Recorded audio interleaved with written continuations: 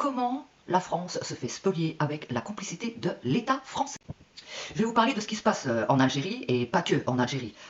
Ce qui se passe, c'est qu'il y a un système qui est bien huilé. C'est-à-dire que des Algériens sont venus travailler ici en France et ont touché leur retraite. Ils sont repartis dans leur pays, et pour beaucoup, ils sont décédés.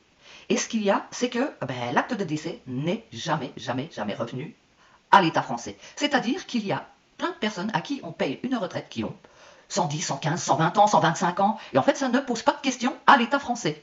Et quand il y a enquête, il dit simplement « Oh, il vient de décéder juste la semaine passée. » Et donc, il va falloir quand même payer la pension de réversion à sa femme. Et quel âge a sa femme? Devinez, elle a 20 ans, 22 ans, voilà, 25 ans. Voilà.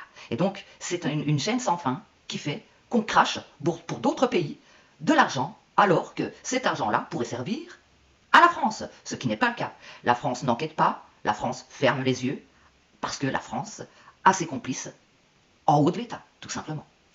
Vous savez que vous avez des milliers, des dizaines de milliers de centenaires, mais largement dépassés en Algérie, qui sont là-bas et qui vivent très bien. Mais en fait, on continue de leur verser leur retraite, ce qui est tout à fait normal, parce qu'ils ont travaillé sur le territoire français, puis ensuite ils sont retournés dans leur famille, sauf qu'ils sont morts depuis des années et des années, mais que personne n'a déclaré le décès, et on continue de verser. On a des centenaires qui ont 110 ans, 112 ans, 115 ans, mais par dizaines de milliers. Et quand Charles fait une commission, se rend en Algérie, étudie le sujet et demande à rencontrer ces centenaires, immédiatement on leur dit « Ah, il est mort la semaine dernière, c'est pas de chance, mais d'ailleurs, tenez, on a le dossier de pension de reversion, et sa dernière femme en date, elle a 22 ans. Donc on va devoir verser des pensions de reversion à des gens tout organisés. C'est un système mafieux. Posons-nous la question du pourquoi est-ce que ça ne sort pas. Moi je vais vous donner la question, c'est un scoop.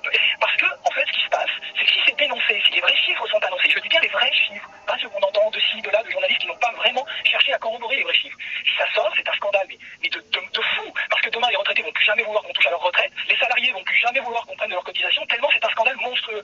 Et ça ne sort pas parce que c'est du détournement de fonds publics par négligence, qu'ils le savent tous, mais ils achètent une forme de paix sociale ici, ils achètent une repentance là-bas, et du coup on ne dit rien. Mais en off, ils sont capables de vous dire « Ouais, mais tu comprends, si jamais on fait quelque chose, on sait, ça nous coûte 50 milliards par an, mais ça permet de faire oublier une certaine guerre, ça permet de mettre de l'huile dans les rouages avec certains accords internationaux qu'on peut avoir avec ces pays. » Voilà la réalité.